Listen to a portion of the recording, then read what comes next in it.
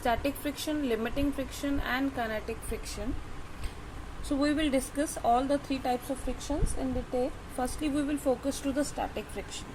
Static friction, as the name explains, static means it is rest, right?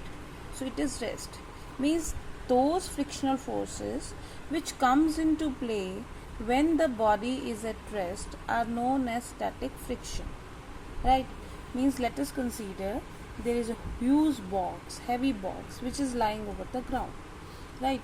So in that case, if you push the box, if you try to push the box, right, it will not move. And if you increase the force, it again is not moving.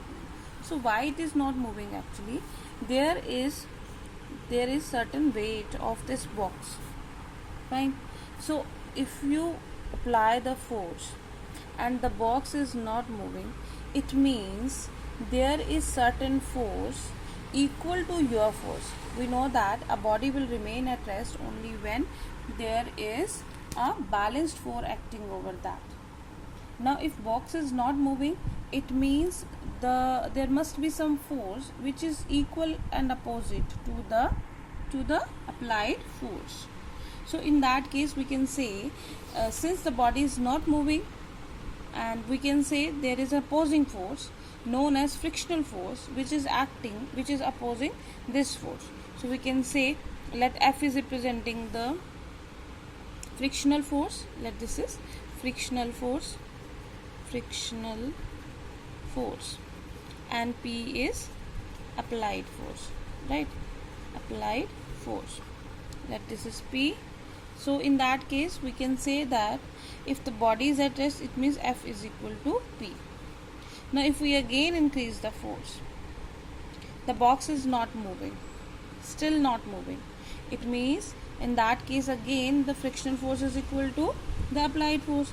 For example, we will understand this with the help of example. For example, this is a box having some weight and we apply a force of 2 Newton, suppose, over this box, and the box is not moving. It means the force of friction is equal to 2 Newton because it is opposing its force. Now you increase force to, suppose, 5 Newton. The box is again not moving. It means force of friction becomes 5 Newton, and so on. It means from this we can clear this concept that static frictional force is actually the self-adjusting force which adjusted itself according to the applied force, right? So now what will happen when the applied force is equal to almost the weight of the body, right? You will be able to just move the box. That opposing force which comes into play when the body is at the verge of moving is known as limiting friction. Limiting friction means limit of static force. You can understand this, limit of static force means after that the body just slides, right? Suppose the frictional force is 6 Newton at which the box is not moving, but as you apply 7 Newton, the box start moving. It means 6 Newton was the limit of static friction, and this 6 Newton is known as limiting frictional force, right? Now after that, if you apply the force, what will happen? The body starts moving continuously. That force at which the body starts moving is known as kinetic friction. Kinetic means, we know that kinetic means motion. So it means the body will start moving. And from all this discussion, it is clear that static frictional force is that force which is equal to applied force and body is at rest. So this is the maximum force. Limiting friction is the limit of static friction. It is slightly less than the static frictional force, and kinetic friction is much less than it. If the body is moving, we can't say that friction force is 0. There is existing frictional force, but it is quite less than the limiting frictional force. And one thing also important to note, that static force will exist only when there is force applied, right? For example, if we say that this is a box lying over the ground having weight mg, in that case we can't say that there is a frictional force because it is at rest, it is not moving. Frictional force will exist only when there is a relative motion between two objects, and motion will come only when we apply some force, right? So these are few concepts about static, limiting and kinetic friction. We can have a graph which will show that how it is represented.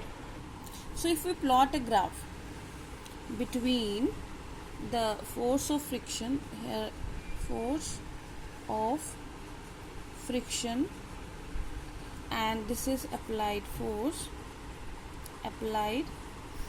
okay. So we know that during the static frictional force, P is directly proportional to F, or we can say F is directly proportional to P. So in that case we can say the graph will be a straight line inclined to the applied force axis. After that there is a certain limit, means maximum value of static friction. After that the body will start moving, so friction force will decreases, and this shows the kinetic friction. So this is our static friction. This value will represent the limiting friction, and this value will represent the kinetic friction, right? Static friction directly proportional, maximum value limiting friction, and after that friction force will decrease and becomes constant, because in that constant, why it becomes constant? Actually, whenever there is a motion, suppose we are imagining that a car is moving or a cycle is moving over the ground, right? When the actual motion has been started, in that case the body didn't get enough time to get interlocked between the surfaces, okay. So in that case, since it is not having any particular time to get interlocked, so friction will reduce and remain constant. This could be understood with the example. Suppose you are having two combs, like two hair combs having this combing structure. Two combs, you just keep these combs like this with their combs intersect between each other. Now if you try to slide the one comb over the another, it will take some time, to get interlocked, to break these interlocking, but after some time you will be able to slide those combs easily without getting interlocked. So it shows that once the motion has been started, not enough frictional force is there which is opposing its motion, right?